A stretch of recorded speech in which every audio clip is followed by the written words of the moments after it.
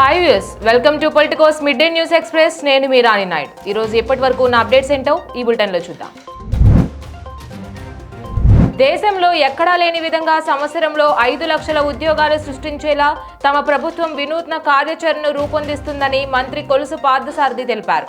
పట్టభద్రులందరికీ ఒక నైపుణ్య పరీక్ష నిర్వహించి ఫలితాల ఆధారంగా పరిశ్రమలో ఉద్యోగాలు కల్పించాలనే కార్యక్రమాన్ని ప్రభుత్వం చేపట్టిందని వెల్లడించారు.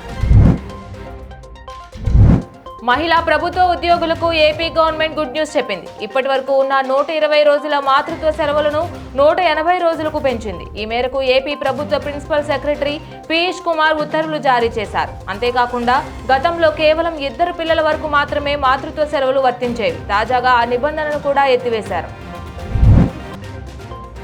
సింహాచలం ఆలయంలో గోడకూలిన ఘటనపై ప్రభుత్వం చర్యలకు ఉపక్రమించింది. త్రిసభ్య కమిటీ నివేదిక ఆధారంగా బాధ్యులపై చర్యలు తీసుకుంది. దేవాదాయ పర్యాటక శాఖకు చెందిన 7గురిపై సస్పెన్షన్ వేటు వేసింది. నిర్మాణ పనులు చేపట్టిన గుత్తేదారును బ్లాక్ లిస్టులో పెట్టాలని నిర్ణయించింది.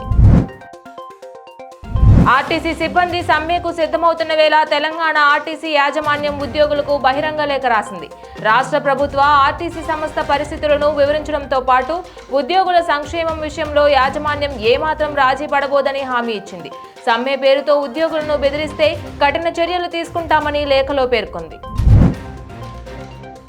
తెలంగాణలోని పలు జిల్లాల్లో భూమి స్వల్పంగా కంపించింది. కరీంనగర్, సిరిసిల్ల, నిజామాబాద్, నిర్మల్ జిల్లాల్లో భూ ప్రకంపనలు సంభవించాయి. కరీంనగర్ జిల్లాలోని గంగాధర, చొప్పదండి, రామడుగు, కమ్మర్పల్లి, మార్తాండ్ తదితర మండలాల్లో భూమి 2 సెకండ్ల పాటు కంపించింది. మరోవైపు నిర్మల్ జిల్లాలోనూ భూ ప్రకంపనలు సంభవించాయి. పహల్గామ్ ఉగ్రదాడి నేపథ్యంలో జమ్మూ కాశ్మీర్లో ముష్కరుల కోసం వేట కొనసాగుతోంది. ఉగ్రవాదుల కోసం భద్రతా సిబ్బంది తీవ్రంగా గాలిస్తున్నారు. ఈ క్రమంలోనే బుద్గామ్ జిల్లాలో ముష్కరులకు సాయం చేస్తున్న 2 సహాయకులను భద్రతా సిబ్బంది అరెస్ట్ చేశారు. వారి నుంచి పెద్ద ఎత్తున ఆయుధాలను స్వాధీనం చేసుకున్నారు. కాంగ్రెస్ అగ్రనేత రాహుల్ గాంధీ ప్రధాని కార్యాలయానికి వెళ్లారు. సిబిఐ కొత్త చీఫ్ ని ఎంపిక చేసేందుకు నిర్వహించిన భేటీలో ఆయన పాల్గొన్నారు. నరేంద్ర మోదీ అధ్యక్షతన జరిగిన సిబిఐ డైరెక్టర్ నియామక కమిటీ సమావేశానికి రాహుల్ తో పాటు సుప్రీంకోర్టు ప్రధాన న్యాయమూర్తి జస్టిస్ సంజీవ్ ఖన్నా కూడా హాజరయ్యారు. ఐక్యరాజ్య సమితి భద్రతా మండలిలో కీలక సమావేశం జరిగింది. ఇందులో పాక్ మరోసారి వక్రబుద్ధి ప్రదర్శించింది.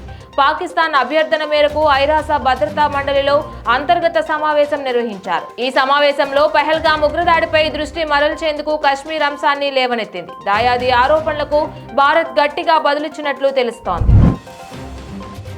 యుద్ధ సన్నద్ధతపై కేంద్ర హోంశాఖ నేడు కీలక సమీక్ష నిర్వహించనుంది. వీడియో కాన్ఫరెన్స్ ద్వారా రాష్ట్రాల అధికారులు హాజరు కానున్నారు. అన్ని రాష్ట్రాల్లో యుద్ధ అప్రమత్తతకు కేంద్రం పిలుపునిచ్చింది. ఈ క్రమంలో యుద్ధ సన్నద్ధతపై కీలక సమీక్ష చేపట్టనుంది. బుధవారం అన్ని రాష్ట్రాల్లో సివిల్ మాక్ డ్రిల్స్ చేయాలని సోమవారం కేంద్రం ఆదేశించిన సంగతి తెలిసిందే. పాక్ ఆర్మీ చీఫ్ అసీం మునీర్ కీలక వ్యాఖ్యలు చేశారు. భారత్ తమ దేశంపై ప్రతీకార చర్యలకు పాల్పడితే దానికి ధీటుగా బదిలిస్తామని మేకపోతు గాంభీర్యం ప్రదర్శించారు. భారత్ నుంచి ఏదైనా దాడి జరిగిన వెంటనే తమ సైన్యం చురుగ్గా ప్రతిస్పందిస్తుందని మునీర్ వ్యాఖ్యానించారు. దేశ ప్రాదేశిక సమగ్రతను కాపాడుకోవడానికి తమ సైనికులు సిద్ధంగా ఉన్నారన్నారు.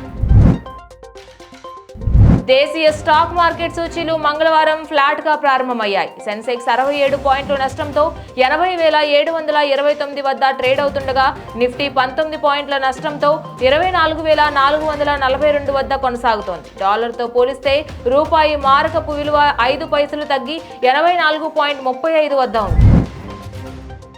ఇవి బులెటిన్ అప్డేట్స్. ఇక మరిన్ని అప్డేట్స్ కోసం keep watching Politicos media. Please subscribe to the channel and download the Politicos app from the links in the description.